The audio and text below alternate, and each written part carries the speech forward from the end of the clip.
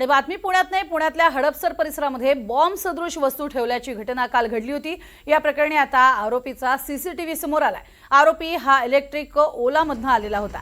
हॉस्पिटलच्या सीसीटीव्ही मध्ये आरोपी कैद झालेला आहे। या बातमीनंतर अर्थातच खळबळ माजली होती। आरोपी हॉस्पिटलच्या सीसीटीव्ही मध्ये सध्या आपल्याला पाहायला मिळतोय।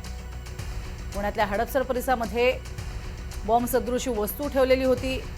काल ही घटना घडलेली होती आणि या प्रकरणी आता आरोपीचा सीसीटीव्ही देखील समोर आलेला आहे।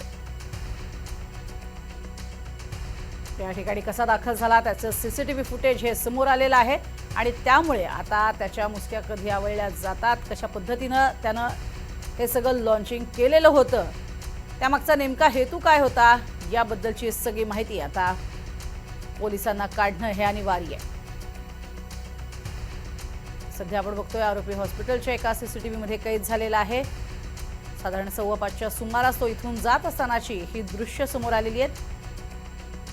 मात्र हडपसर भागामध्ये बॉम्ब सदृश वस्तू ठेवलेली होती आणि त्यामुळे चांगलीच खळबळ ही हडपसर परिसरामध्ये पसरलेली होती। त्यातच आता या प्रकरणात आरोपीचा सीसीटीव्ही समोर आलाय। एक इलेक्ट्रिक ओला घेऊन तो जात असताना यात स्पष्ट दिसतोय।